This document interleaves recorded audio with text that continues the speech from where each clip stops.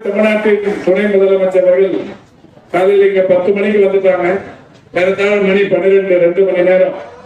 ஒரு அரசியல் கட்சியின் மிகப்பெரிய தலைவர், தமிழ்நாட்டின் துணை முதலமைச்சர் கொளுத்தும் வெயிலில் 2 மணி நேரம் வேற எந்த தலைவரும் இது சாத்தியமே இல்லை.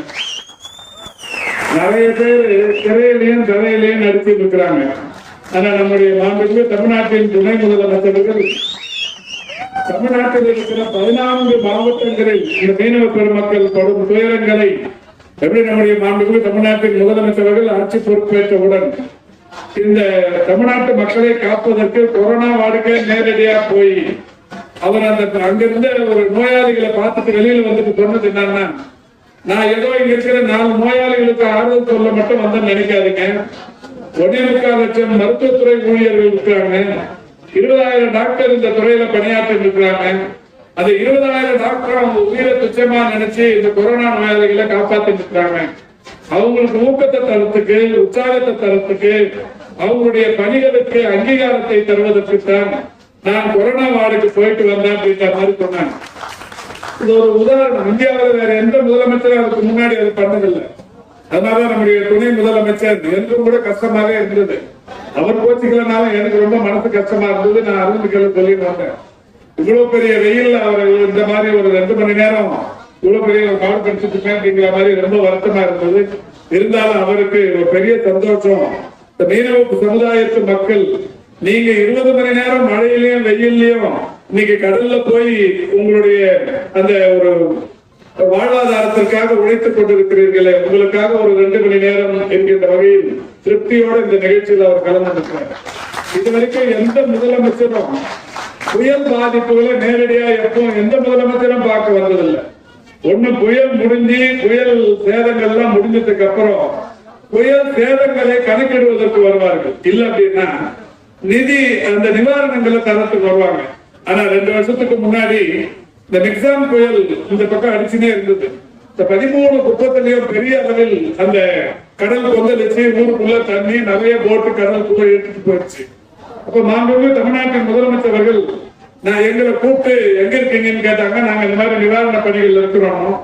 கடற்கரை ஓரத்துல இந்த இவ்வளவு பெரிய புயல் பாதிப்புல அந்த மக்கள் என்ன மாதிரி அவசரப்பட்டு இருக்கிறாங்கன்னு சொன்னாங்க. சொன்னோம் அந்த மாதிரி கொட்டிவாக்கம், நீலாங்கரை, ஈஞ்சம்பாக்கம் இந்த மாதிரி எல்லா இடத்துலயும் நிறைய படகு தண்ணியில அடிச்சுட்டு போயிடுச்சு.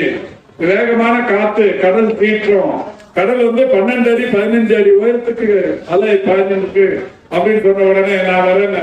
முதலமைச்சர் வரவேனாவே அப்படின்னும். இல்ல நான் வரேன் அப்படின்னு சொல்லிட்டு கொட்டிவாக்கம், நம்முடைய நீலாங்கரை, ஈஞ்சம்பாக்கம் இந்த மாதிரி நேரடியாவே கடல் அலை ஒரு 15 அடி 1000 உயரத்திற்கு போது கடல் ஓரத்துல இருந்து நின்னாங்க. காவல்துறை அதிகாரிகள் எங்க கையில கோச்சினாங்க, என்னங்க முதலமைச்சர் இவ்வளவு நெருக்கமா கடலுக்கு கிட்ட கூட்டு போனீங்களே. அன்னைக்கு இந்த மக்கள் முடிவெடுத்தாங்க, இந்த 14 மாவட்டத்தை சேர்ந்த மீனவ மக்களும் திமுகவை தவிர வேறு எந்த அரசியல் கட்சியும் எங்களை காப்பதற்கு தகுதியான கட்சி இல்லைன்னு அன்னைக்கு முடிவெடுத்தாங்க. அதனோட விளைவுதான் கடந்த நாடாளுமன்ற தேர்தலில் எங்கெல்லாம் கடற்கரை ஓரத்து மீனவ பெருமக்கள் இருக்காங்களோ அங்கெல்லாம் எதிர்த்து நின்ற அனைவரும் டெபாசிட் எழுந்திருக்கிறாங்க. இந்த பகுதியில் கூட அதிமுக டெபாசிட் எழுந்தது. இது எதுக்கு சொல்றேன்னா, அந்த மாதிரி உங்களுக்காக உழைக்கிற உத்தம தலைவர்கள் நம்முடைய மாண்புமிகு தமிழ்நாட்டின் முதலமைச்சராக இருந்தாலும் துணை முதலமைச்சராக இருந்தாலும் ராமநாதபுரத்துல ஒரு மாநாடு போட்டு அன்னைக்கு இதுவரைக்கும் எந்த முதலமைச்சரும் மீனவர்களுக்கு என்று ஒரு தனி மாநாடு நடத்தி இருக்கிறார். அரசாங்கத்தின் சார்பில் மாநாடு நடத்தி ஒரு 10 கோரிக்கைகளை உடனடியாக நிறைவேற்றி 1000 கோடி ரூபாய்க்கு மீனவ மக்களுக்கு திட்டங்களை அறிவித்தவர். வந்திருக்கிற துணை முதலமைச்சர் சென்னையில பட்டா இல்லைன்னு சொன்ன உடனே எந்த ஏரியால பட்டா இல்லைன்னு கேட்டாரு. சொன்னோம், நாங்க கடற்கரை ஓரத்தில் இருக்கிற ஒட்டுமொத்த மீனவ குடியிருப்புகளுக்கும் பட்டாங்கிறது சுத்தமா இல்ல. கலைஞர் காலத்துல பட்டா கொடுத்தாங்க, அது இ பட்டா. அது அந்த ரெக்கார்ட்ல ஏறாம போனதால அவங்களுக்கு ஆதாரப்பூர்வமா இல்லாம போச்சுன்னு சொன்னோம். உடனடியா நம்முடைய மாண்புமிகு துணை முதலமைச்சர் ஒரு 4-5 துறை அலுவலர்களை அழைத்து ஒரு 10 தடவைக்கு மேல கூட்டம் போட்டு ஒவ்வொரு தொகுதிக்கும் போய் 5000-10,000 பட்டா கொடுத்திருக்கிறார்கள். இந்த பெரும்பகுதியான பட்டாக்கள் கடலோர மீனவர்களுக்கும் இன்றைக்கு கிடைத்துக் கொண்டிருக்கிறார்கள். இப்படி இந்த மீனவ பெருமக்களுக்காகவே கடுமையாக உழைத்துக் கொண்டிருக்கின்ற பெருமதற்குரிய நம்முடைய மாண்புமிகு துணை முதலமைச்சர்கள் இந்த நிகழ்ச்சிக்கு வருகை தந்திருப்பது என்பது சிறப்பு. இந்த நிகழ்ச்சியை பொறுத்த வரைக்கும் ஒரு 2-3 வருஷத்துக்கு முன்னாடி கருணா இதே மாதிரியான ஒரு படகு போட்டியை நடத்தினார். இந்த அளவுக்கு பிரம்மாண்டம் இல்லைன்னு சொன்னாலும் இன்னைக்கு ஒரு 13 மீனவ குடியிருப்பு கிராமங்களைச் சேர்ந்த மக்களையும் இங்கே ஒருங்கிணைத்து மிக சிறப்பாக இந்த போட்டியை நடத்தி இருக்கிறார். நண்பர் கருணா அவர்களை பொறுத்தவரை இந்த பகுதி இளைஞர்களுக்கு உடற்பயிற்சி ஆபத்தை ஏற்படுத்துவதற்கான பயிற்சி கொடுப்பவர் மட்டும் இல்ல, அவர் ஒரு சிறந்த விளையாட்டு வீரர், மிக சிறப்பாக பொதுமக்களுக்கு சேவையாற்றுபவர் என்பதை தொடர்ந்து நிரூபித்துக் கொண்டிருக்கிறார். அவருடைய மனைவி மரியாதைக்குரிய விமலா கருணா அவர்கள் இதுவரைக்கும் இந்த 3 வருஷத்துல அவங்க மாநகராட்சி மன்ற உறுப்பினராக பொறுப்பெடுத்து 3 வருஷத்துல நானும் அரவிந்த் ரமேஷும் மட்டுமே ஒரு 7-8 நிகழ்ச்சியில கலந்துருக்கோம். ஒவ்வொரு நிகழ்ச்சியிலும் 2000-3000 பேருக்கு நலத்திட்ட உதவிகள் கொடுத்து மிகப்பெரிய செல்வந்தர்கள்லாம் இல்லாம இந்த சாதாரணமா இன்னும் பார்க்கும் குப்பத்தில் இருக்கிறாங்க.